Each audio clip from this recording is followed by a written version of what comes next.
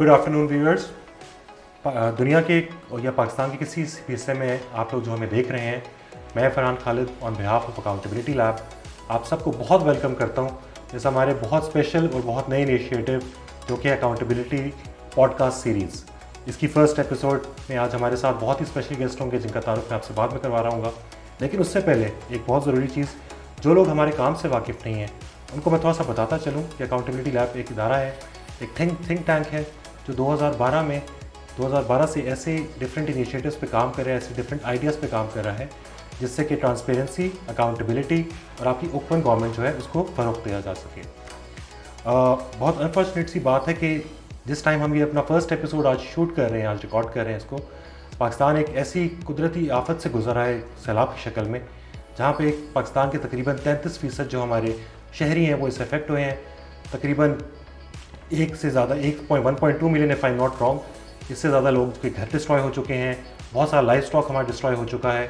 तो इसी से हमने देखते हुए हमारी जो आज पहली एपिसोड भी होगी हमारे पॉडकास्ट की, उस पर हमारा फोकस भी यही होगा कि जो कुदरती आफात और ये जो माहौलियाती तब्दीलियाँ चल रही हैं पूरी दुनिया में और ख़ास तौर पर पाकिस्तान में, इसके कॉजेज़ क्या हैं, इसकी इम्प्लिकेशंस ख़ास तौर पर पाकिस्तान पे क्या हैं, और क्या हमारे पास पॉलिसी लेवल पे कोई ऐसी ज़रूरत है इसको बेहतर करने के लिए कि हम इसमें मज़ीद काम कर सकें।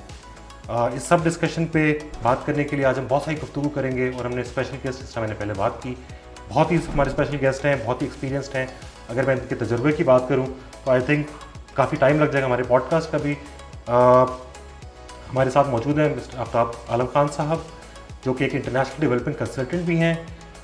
क्लाइमेट रेजिलियंस की अगर मैं बात करूँ तो तकरीबन उनका 20 साल से भी ज़्यादा तजुर्बा है क्लाइमेट चेंज पॉलिसीज़ बनाने का, एडवोकेसी करने का, कैंपेनिंग करने का, and not just in Pakistan but globally.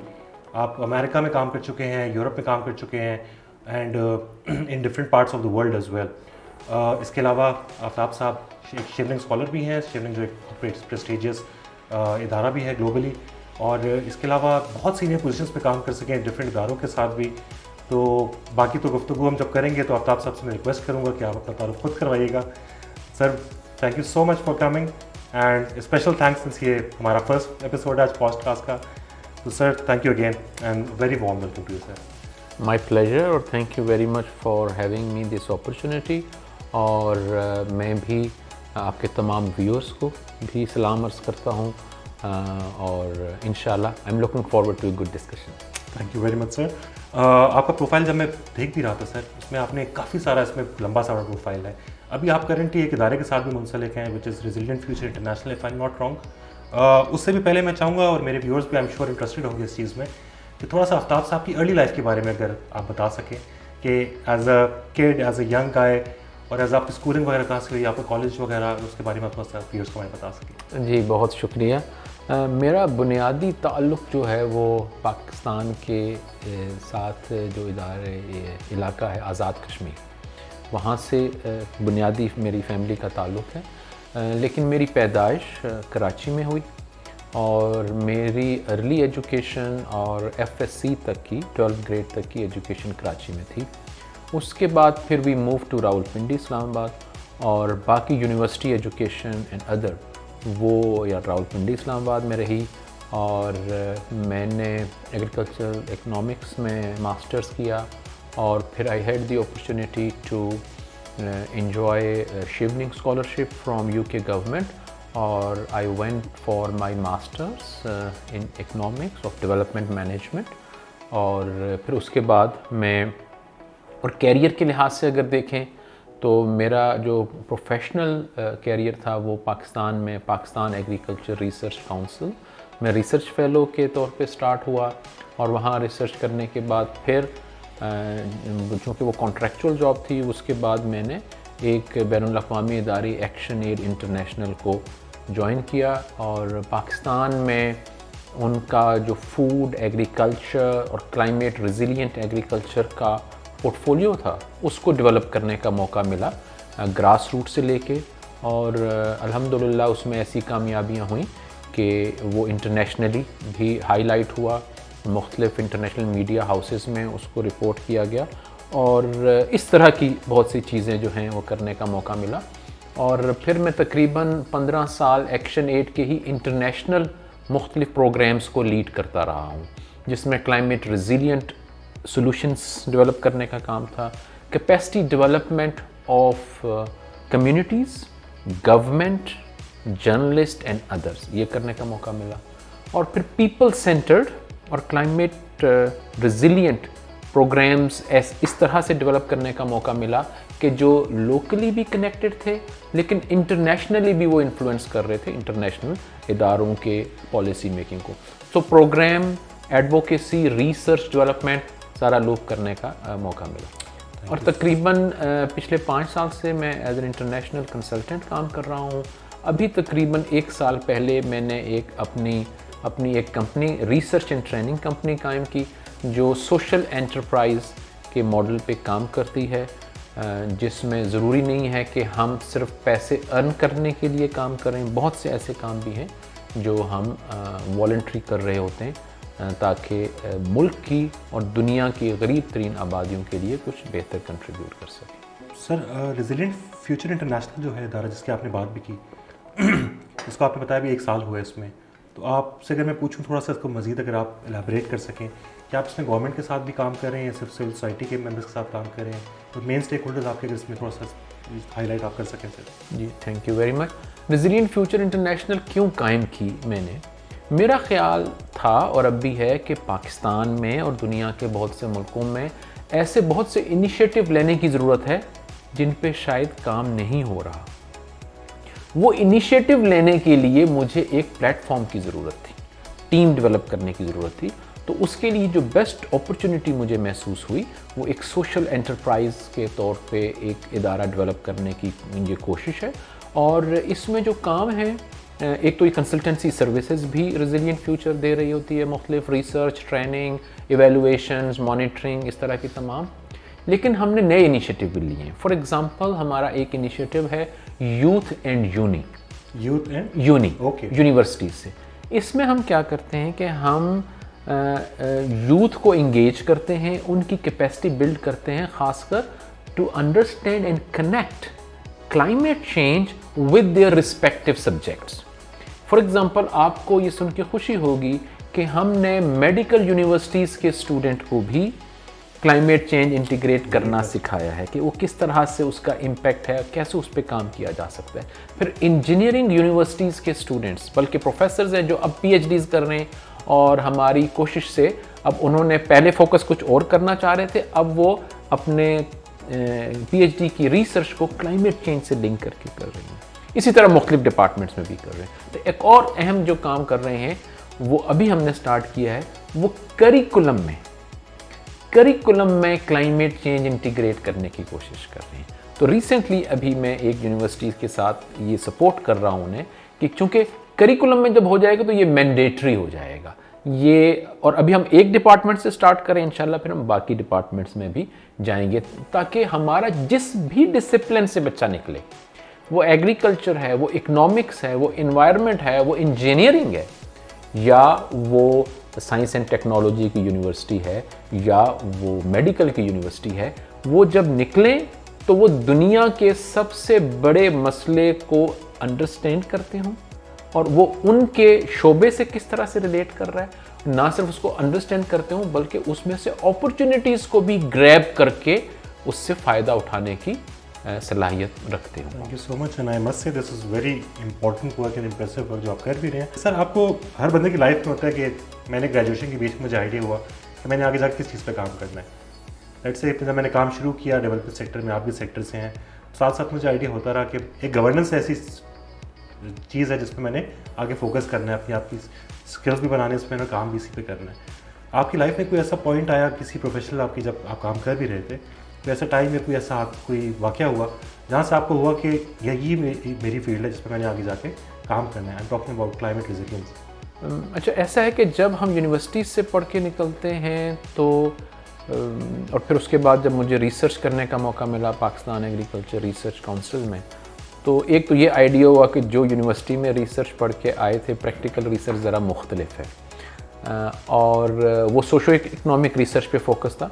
जब मैंने एक इंटरनेशनल इदारे एक्शन एड को ज्वाइन किया तो वहाँ जो सबसे बड़ा शिफ्ट आया कि I met directly with the communities. Local communities के साथ डिटेल डिस्कशन करने का मौका मिला। तो वहाँ पे बहुत सी चीज़ें समझने का और सीखने का मौका मिला। एक तो ज़ाहिर है जो यूनिवर्सिटी की एजुकेशन थी उसने बहुत हेल्प किया मामलात को समझने में, लेकिन जो कम्युनिटीज़ के साथ इंगेज थी उन्होंने बहुत सी नई जहतें खोली। उनसे ये समझ में आया कि जो फर्टिलाइज़र का यूनिवर्सिटी में बताया जाता है कि इसके बहुत से फ़ायदे हैं, वहाँ जाके ये इल्म हुआ कि कम्युनिटी को फ़ायदों के अलावा बहुत से मसाइल भी वहाँ पे उस वजह से हो रहे हैं। तो वो जो उनके सॉल्यूशंस, जो कम्युनिटी के सॉल्यूशंस पे जब सोचना शुरू किया तो समझ ये आई कि उनका सॉल्यूशन जो था वो आम सॉल्यूशन से हट के ज़रा क्लाइमेट रेजिलिएंट सॉल्यूशन अगर डेवलप किए जाएंगे तो वो बेहतर कारआमद होंगे। और फिर ज़ाहिर है इंटरनेशनली ट्रेनिंग्स अटेंड की, कॉन्फ्रेंसेस अटेंड की, सीखा बहुत ज़्यादा, पढ़ा बहुत ज़्यादा, बुक्स पढ़ी, लोगों से, एक्सपर्ट्स से मिले। तो वहाँ से ये आइडिया हुआ कि जो फ्यूचर है वो क्लाइमेट रेजिलिएंट सॉल्यूशंस में है। तो इस तरह से एक शिफ्ट हुआ जो मैं समझता हूँ कि एक ट्रांजिशन था। तो कोई एक वाकया, कोई एक ऐसा स्पर ऑफ द मोमेंट तो शायद ना हो, लेकिन वो एक ट्रांजिशन थी which kind of tracked my trajectory towards building more climate resilient solutions. Sir ये हम क्लाइमेट क्राइसिस की बात कर भी रहे हैं, आई थिंक पिछले 10 से 15 साल में काफ़ी इस पर बात हुई भी है, पाकिस्तान तो भुगत भी रहा है इस पर। थोड़ा सा अगर हम इस पर डिटेल में क्लाइमेट क्राइसिस एग्जैक्टली है क्या है तो, और दूसरा इसमें ये कि इसके इम्प्लिकेशंस पाकिस्तान पर हम देख भी रहे हैं, लेकिन आपके हिसाब से फ्यूचर इम्प्लिकेशंस भी क्या होने वाले हैं पाकिस्तान के इसके? अच्छा, एक तो ये है कि बहुत अहम आपका सवाल है, तो ज़रा मैं बेसिक पे बात करना चाहूँगा क्योंकि उस पर शायद इतनी बात नहीं की जाती। वो ये है कि हम ज़रा समझ लेते हैं कि क्लाइमेट चेंज है क्या। क्लाइमेट चेंज बेसिकली कुदरत के निज़ाम के साथ छेड़छाड़ करने का एक रिज़ल्ट।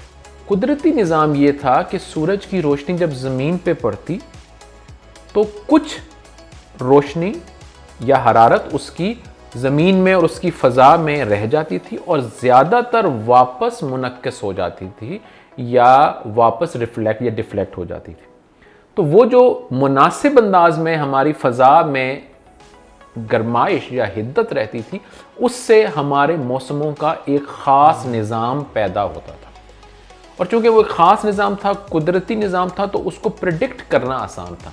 ये जो हमारे मुख्तलिफ मौसम हैं, जो इनके शुरू होना, ख़त्म होना, ये एक निज़ाम चलता रहा। लेकिन इंडस्ट्रियल रेवोल्यूशन तकरीबन 200-250 साल पहले जब आया, तो इंडस्ट्रियल रेवोल्यूशन का जो बुनियाद थी वो फॉसिल फ्यूल थी। और फॉसिल फ्यूल से मुराद ये है कोयला, पेट्रोल, डीजल और गैस। इनकी वजह से ग्रीन हाउस गैसेस का इखराज होता है। और जो बड़ी ग्रीन हाउस गैसेस हैं उनमें carbon dioxide, methane, nitrous oxide, इस तरह की गैसें हैं, तकरीबन 26 के करीब मुख्तलिफ गैसें हैं। फिर हमारे जो एयर कंडीशंस वगैरह चलते हैं, इनसे भी ग्रीन हाउस गैसेस इमिट होती हैं। ये ग्रीन हाउस गैस इमिट होने की वजह से इनके जो आप समझ लें मॉलिक्यूल्स, वो उस फ़ज़ा में जाके फंस जाते हैं। जो एक कुदरती फ़ज़ा मौजूद थी, फंस जाते हैं। अब क्या हो रहा है कि अब जो सूरज की रोशनी पड़ती है, पहले वो ज़्यादातर वापस जाती थी, कुछ उस फ़ज़ा में रुकती थी, जिससे हमारे एक मौसमों का निज़ाम चलता था। लेकिन अब क्या हो रहा है? अब ये हो रहा है कि ज़्यादातर सूरज की गर्मी और रोशनी जो है उन मॉलिक्यूल्स में फंस जाती है जो हमारी फ़ज़ा में मौजूद हैं ग्रीन हाउस गैसेस के। नतीजतन हमारी ज़मीन और हमारी फ़ज़ा पहले से बहुत ज़्यादा गर्म हो गई और जो एक मौसमों का निज़ाम चल रहा था वो बेतरतीब हो गया। नतीजतन जब ज़मीन में और इसकी अतराफ में गर्मी ज़्यादा बढ़ गई, तो इसी को ग्लोबल वार्मिंग भी कहते हैं। और इस वजह से हमारे मौसमों का निज़ाम दरहम बरहम हो गया। और इसके जो रिस्पॉन्सिबल हैं, ये ग्रीन हाउस गैसेस इमिट करने के रिस्पॉन्सिबल हैं, वो दुनिया के ताकतवर तरीन मुल्क हैं और उनमें से मेजॉरिटी G20 जो ग्रुप है उसमें फॉल करती है। और G20 ग्रुप जो है वो तकरीबन 80% ग्रीन हाउस गैसेस इखराज करता है दुनिया में जितनी भी होती हैं।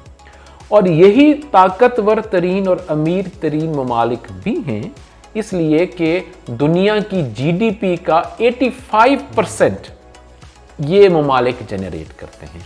अब ये जो आपने भी डिस्कस किया पाकिस्तान के फ्लड की बात, पाकिस्तान बदकिस्मती से उन ममालिक में शामिल है जो क्लाइमेट चेंज से मुतासरीन ममालिक में पाकिस्तान सरे फहरिस्त ममालिक में है, तकरीबन 7वें नंबर पर है इस वक्त, 7वें 8वें नंबर पर। लेकिन जो क्लाइमेट चेंज को कॉज करने वाले हैं पाकिस्तान के बेचारे का, उसमें 1% से भी कम हिस्सा है ग्रीन हाउस गैसेस के अखराज में, लेकिन मुतासरीन में सबसे ज़्यादा मुतासर ममालिक में है। Thank you so much, very educational informative as well. Sir आपने अभी बात की, मेरा कनेक्टिंग क्वेश्चन भी आई थिंक इसी यही होगा, being a student of late से मैं आपसे सीख भी रहा हूँ साथ साथ चीज़ें थोड़ी सी, हमारे व्यूअर्स भी आई एम श्योर सुनना चाह रहे होंगे कि आपने बात की एमिशंस तो हमारी ऑलमोस्ट बहुत ही कम है ग्लोबल जो आपकी ग्रीन हाउस गैसेस की है, लेकिन अपार्ट फ्रॉम दैट इफेक्ट हम ज़्यादा हो रहे हैं। इसकी कोई खास वजूहत हैं, जोग्राफी हमारी ऐसी है या कोई और वजूहत है इसकी? ये बहुत अहम सवाल है आपका कि जो इंटरनेशनल रिसर्च ये बताती हैं कि वो कंट्रीज़ जो इक्वेटर के इर्द गिर्द हैं, इक्वेटर जो वो एक फ़र्ज़ी लाइन है उसके इर्द गिर्द हैं, उन्होंने ज़्यादा मुतासर होना है। एक तो ये है कि जो कुदरती आपका सिस्टम जो है जिसमें आप ट्रैप हो जाते हैं। दूसरा ये है कि हम जैसे ममालिक के लिए बहुत ज़रूरी है, अगर हम क्लाइमेट चेंज के एक्ट को फेस करने के लिए एक्शंस की बात करें तो 2 मेजर एक्शंस हैं। एक मिटिगेशन की कैटेगरी में आ सकता है मुख्तलिफ एक्शंस, एक कैटेगरी एडेप्टेशन की है। मिटिगेशन वो है जो मैंने पहले जिक्र किया कि ग्रीन हाउस गैसेस की इमिशन अखराज जो है उसको फ़ौरन कम करना शुरू कर दिया जाए, मतलब जो कॉज है हम उसको मिटिगेट करें, ख़त्म करें। दूसरा जो एडेप्टेशन की कैटेगरी है उसमें इस तरह के इक़दाम आते हैं कि वो कम्युनिटीज़ या वो मुल्क या वो खित्ते जो क्लाइमेट चेंज के मसाइल का मुकाबला करने की सलाहियत पैदा करें, इस तरह के इक़दाम एडेप्टेशन वाली कैटेगरी में आते हैं। पाकिस्तान जैसे ममालिक के लिए ज़रूरी है कि वो अपने एडेप्टेशन मेजर्स स्ट्रॉन्ग करें ताकि इस तरह के मसाइल को फेस करने के लिए वो ज़्यादा से ज़्यादा प्रिपेयर्ड हो सके, उनके इदारे प्रिपेयर्ड हो सके। और इसमें जो एक और एंगल है वो ये है कि इंटरनेशनल कम्युनिटी को अपनी रिस्पॉन्सिबिलिटी पूरी करने की ज़रूरत है, जिसमें 2-3 चीज़ें अहम हैं। एक तो जो ग्रीन हाउस गैसेस का इमिशन है वो उन्हें रोकना चाहिए, ख़त्म करना चाहिए। दूसरा ये है कि जो पाकिस्तान जैसे कंट्रीज़ हैं उनको सपोर्ट दी जाए, फाइनेंशियल और टेक्निकल सपोर्ट दी जाए ताकि वो अपने इदारों को, अपने लोगों को क्लाइमेट चेंज से फाइट करने के काबिल बना सकें। और तीसरा ये है, मैं शायद कहीं कुछ इंसुलेशन कर लूँ, बाहर दरख्त लगा लूँ, ऊपर छत के कुछ रख लूँ ताकि हीट कम से कम आए और मेरी फैमिली पे इम्पेक्ट कम से हो। अगर मेरा छत कहीं से लीक कर रहा है बारिश में तो मैं उसको फिल कर दूँ, ये एडेप्टेशन की फॉर एग्जांपल आ सकती है। लेकिन अगर मेरा घर ही तबाह हो गया, जिस तरह अभी पाकिस्तान में कई लाखों घर तबाह हो चुके हैं, 1.2 मिलियन आई थिंक बात चल रही है, देखें ना, अब इतने तबाह हो चुके हैं तो वो उनको दोबारा अडेप्ट में नहीं आएंगे, वो लॉस हो चुका है, उस लॉस के लिए डैमेज चाहिए, क्लेम्स चाहिए। तो जो लॉस एंड डैमेज का कॉन्सेप्ट है जो इंटरनेशनल क्लाइमेट नेगोशिएशन में बहुत अहम तरीके से इस्तेमाल भी हो रहा है, G20 कंट्रीज़ को, रिच कंट्रीज़ को लॉस एंड डैमेज वाली जो मुतालबात हैं पाकिस्तान जैसे ममालिक के, उनके तहत भी फाइनेंशियल और टेक्निकल रिस्पॉन्सिबिलिटी पूरी करते हुए अपना किरदार अदा करना चाहिए। सर आपने काफ़ी सारी बात की रिस्पॉन्सिबिलिटीज़ ऑफ G20 कंट्रीज़ की भी, ठीक है, कि हमें देना होता है पैसे यहाँ पे डेवलपमेंट के लिए, इस काम के लिए। अपने गवर्नमेंट हमारी पाकिस्तान की बात भी की कि उनके इदारों की अपनी कैपेसिटी के इशूज़ भी होते हैं जो कि इम्प्रूव होने चाहिए। सर अगर मैं आपसे पूछूँ कि बीइंग अ सिटीज़न, आप भी सिटीज़न, मैं भी citizen, as a responsible citizen की अगर हम बात करें, इसमें एज अ सिटीज़न भी कोई उनका रोल अपना हो सकता है कि प्रोएक्टिवली वो हम भी लोग कुछ कर सकें कि हमें पता है कि ये चीज़ आगे आनी है तो हम उसके लिए प्रिपेयर खुद से बेहतर कैसे हो सकें? जी, thank you very much again for very good question. एक तो ये है कि ये खासकर जो फ्लड्स हैं इनका स्केल अनप्रेसिडेंटेड है। आई हर्ड के 800% रेंज ज़्यादा हुई है इस दफ़ा, 800 मुख्तलिफ, मतलब कहीं किसी जगह 700% हुई है, कहीं 500% हुई है, इस तरह। तो ये एक बहुत ही मैसिव स्केल है, तो ये कहीं पर भी आता वहाँ नुकसान होता। लेकिन अगर हमारे मैकेनिज्म प्रिपेयर्ड होते तो ये नुकसान कम किया जा सकता था। एक तो इंटरनेशनल रिस्पॉन्सिबिलिटी अपनी जगह इस्टेब्लिश है, लेकिन दूसरा हमारा भी जो सिस्टम है, जो गवर्नेंस का सिस्टम है, उसको बहुत ज़्यादा इम्प्रूव करने की ज़रूरत है। इस तरह के मसाइल, अब जैसे मैं आपको ज़रा एक थोड़ा पीछे लेके जाऊं, 2020 में पाकिस्तान में जो बारिशें थीं, मॉनसून बारिशें, वो एवरेज से 20% ज़्यादा हुई। 20%। जी। और उसके अगस्त 2020 का जो अगस्त था, उसमें जो सिंध की बारिशें थी वो तकरीबन 300% के करीब ज़्यादा थी।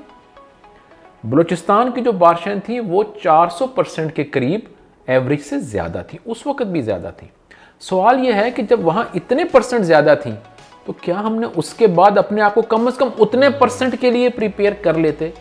क्या हमने किया? मेरे ख्याल में नहीं किया। अगर किया होता तो कुछ तो नुकसान कम होता ना हमारा। तो हमें खुद को भी बहुत ज़्यादा इम्प्रूव करने की ज़रूरत है। जो एज ए सिटीज़न पे मैं बाद में आता हूँ अगर आप इजाज़त दें, लेकिन जो गवर्नमेंट है और गवर्नेंस है उसको भी बहुत ज़्यादा इम्प्रूव करने की ज़रूरत है। देखें, अभी हमारे मुख्तलिफ इदारे इस वक्त अगर हम देखें तो बहुत कोशिश कर रहे हैं, फ्लड के बाद बहुत ज़्यादा अपना रोल प्ले करते हैं और हम सबको अप्रिशिएट करते हैं।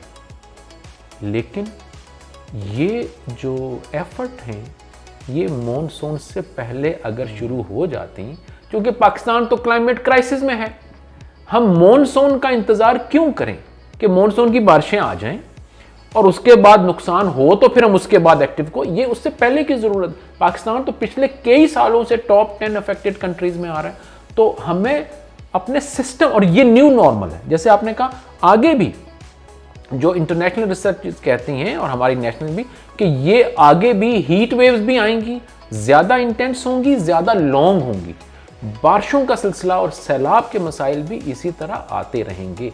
उसके लिए, उसके नुकसानात को कम करने के लिए हमें अपने सिस्टम को ऐसे बनाना पड़ेगा कि हम बेहतर से बेहतर प्रिपरेशन कर सकें ताकि लॉस से बचा सकें। फॉर एग्जांपल 2010 का जो फ्लड आया, उसके बाद ये फैसला हुआ कि हम एक नेशनल फ्लड के अगेंस्ट एक प्लान बनाएं। अब 2010 का फ्लड भी अनप्रेसिडेंटेड था, लेकिन आपको सुन के अफसोस होगा कि वो 10 साला प्लान बनाना था, लेकिन 9 साल गुजर गए तो 9 साल में वो प्लान बनाए। तो क्या हम सबको ये समझने की ज़रूरत है कि क्या पाकिस्तान जो क्लाइमेट चेंज से टॉप 10 अफेक्टेड कंट्रीज़ में है, क्या हम ये अफोर्ड कर सकते हैं कि एक प्लान बनाने के लिए जो बहुत ज़रूरी है हम 9 साल लगा दें? मुझे लगता है कि 3-4 चीज़ें बहुत ज़्यादा पाकिस्तान को करने की ज़रूरत है। एक तो क्लाइमेट चेंज को हमें समझना चाहिए कि it can not be responsibility of one ministry, of one department. This should be integrated across all the ministries and all the departments. For example, agriculture, women development, or health, disaster, emergencies, education, सब departments. और मुझे लगता है climate change ministry का जो एक role हो सकता है कि इन चीज़ों को इंश्योर करना कि तमाम डिपार्टमेंट्स और मिनिस्ट्री में क्लाइमेट चेंज सब्जेक्ट्स को इंटीग्रेट किया जाए, वो इसके मुताबिक प्लान बनाएं और उस पर अमल करने की कोशिश करें। Thank you so much sir. एक क्वेश्चन है जो कि मैंने सोचा था कि नहीं करूँगा, लेकिन आपकी गुफ्तगू से मेरा क्वेश्चन एक और निकल आया, बड़ा important. Sir, being a student, जब मैं मास्टर्स भी अपना कर रहा था 5 साल पहले, तो उसमें प्लानिंग एंड इम्प्लीमेंटेशन आपको साथ साथ वर्ड चलते हैं आपके। अगर मैं आपकी गुफ्तगू समझूँ तो अगर आप मुझे बेहतर बता सकते हैं कि जब हम क्लाइमेट रेजिलियंस की बात करते हैं पाकिस्तान में, तो आपको लगता है कि इधर प्लानिंग में मसला है या एग्जीक्यूशन में प्रॉब्लम है, या दोनों में इशू है फिलहाल? मुझे लगता है दोनों जगहों पे काम करने की ज़रूरत है। चूँकि डेवलपिंग कंट्रीज़ क्यों डेवलपिंग कंट्रीज़ होते हैं, या poor countries why do they stay poor? इसकी मेन वजह यही है कि प्लानिंग का फुकदान होता है, इम्प्लीमेंटेशन का फुकदान होता है, इसके अलावा एजुकेशन का लेवल कम होता है, पॉवर्टी का लेवल ज़्यादा होता है, करप्शन ज़्यादा होती है। ये कॉमन कैरेक्टरिस्टिक्स हैं पुअर कंट्रीज़ की या डेवलपिंग कंट्रीज़ की। अगर वो ये पूरे करते रहें तो वो ऊपर जाते जाते डेवलप हो सकते हैं। अब इम्प्लीमेंटेशन की जो हमारी क्लाइमेट चेंज पॉलिसी पहली 2012 में बनी, उसमें बहुत से एक्शंस हुए थे, एग्री हुए थे, लेकिन उन पे अमल, बहुत सो पे अमल नहीं हुआ। तो इम्प्लीमेंटेशन भी ज़रूरी है, प्लानिंग भी ज़रूरी है। और उसके लिए अगर मैं आऊँ तो अब सिटीज़न वाली जो बात थी, मुझे लगता है हमें अपना बिहेवियर इम्प्रूव करने की ज़रूरत है।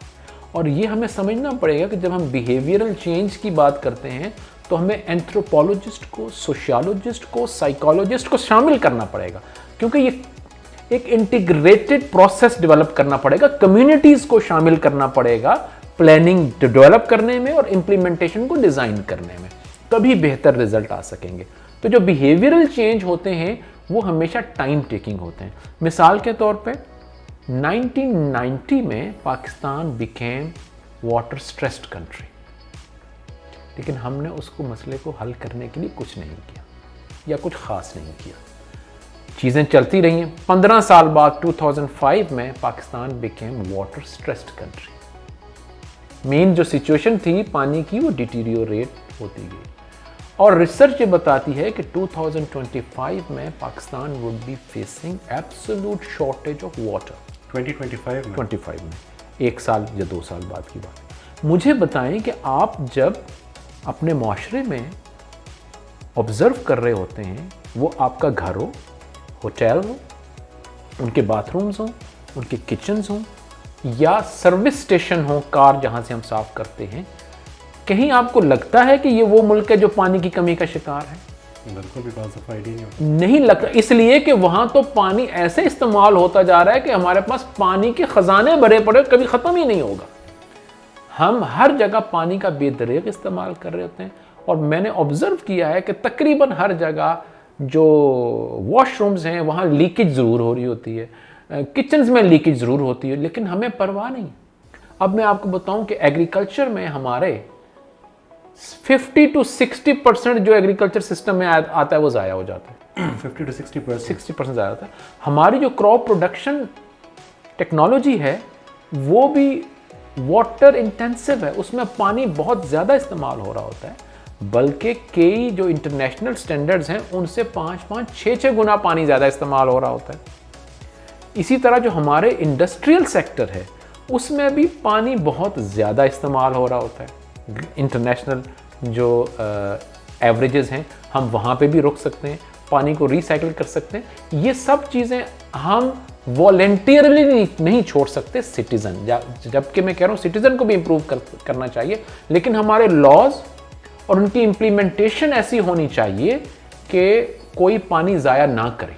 अपने मुल्क को क्लाइमेट चेंज जैसे बड़े मसले से बचाने के लिए मिन हैसुल कौम कोशिश करनी पड़ेगी। गवर्नमेंट को इसमें बड़ा रोल प्ले करना पड़ेगा। लॉज, एजुकेशन, इम्प्लीमेंटेशन को मजबूत बनाना पड़ेगा।